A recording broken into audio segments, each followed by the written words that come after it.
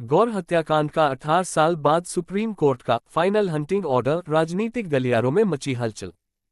नमस्कार। नेपाल के रोहतक जिले में 18 साल पहले हुए दिल दहला देने वाले गौर हत्याकांड पर आखिरकार न्याय की राह खुलती दिख रही है।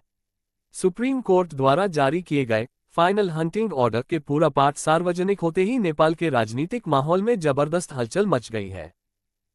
विक्रम संवत 2064 साल चैत्र महीना ईस्वी संवत 20 मार्च 2007 को रोहतक के सदरमुकाम गौर में स्थित राइस मिल परिसर में आयोजित तत्कालीन मधेसी जनअधिकार फोरम और माओवादी का कार्यक्रम में कार्यकर्ताओं के बीच भीषण झड़प हुई थी।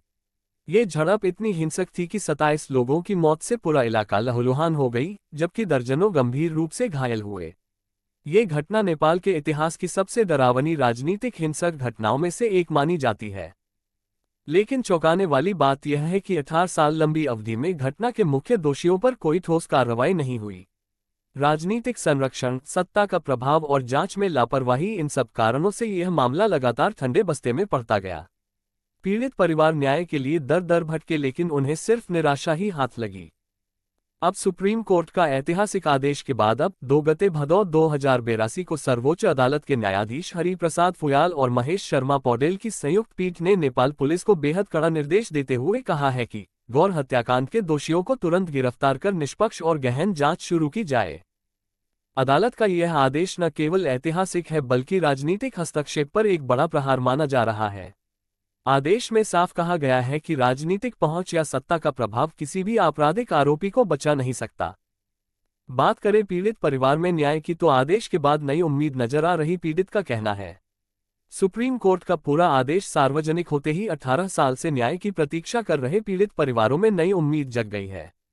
उनका कहना है कि हमने उम्मीद लगभग छोड़ ही दी थी, लेकिन बदलते समय और नेपाल की ऐतिहासिक बदलाव के बाद अब न्याय मिल सकता है। कानूनी विशेषज्ञों का कहना है कि यह आदेश भविष्य में होने वाले राजनीतिक अपराधों पर भी बड़ा असर डालेगा, क्योंकि इससे ये संदेश गया है कि हत्या करने वाला चाहे कितना भी शक्तिशाली क्यों न हो, कानून के सामने नहीं बच सकता। आदेश के बाद नेपाल पुलिस सक्रिय हो चुकी है। नेपाल पुलिस मुख्यालय ने भी बयान जारी करते हुए कहा है कि जल्द ही एक विशेष खोजी टीम गठित की जाएगी और 18 साल से फरार अभियुक्तों की तलाश तेज की जाएगी। सभी संदिग्धों की गतिविधियों पर निगरानी बढ़ाई जाएगी। सूत्रों के अनुसार कई अभियुक्त विदेश में हो सकते हैं, जिनके लिए इंटरपोल नोटिस तक जारी करने की तैयारी की जा रही है। न्यायालय की आदेश के बाद राजनीतिक सर्कल में खलबली सी मची हुई है। चूंकि इस मामले में कई राजनीतिक चेहरे आरोपित रहे हैं, सुप्रीम कोर्ट के आदेश के बाद राजनीतिक गलियारों में हलचल तेज हो गई है। कुछ नेताओं पर गिरफ्तारी की तलवार लटक रही है।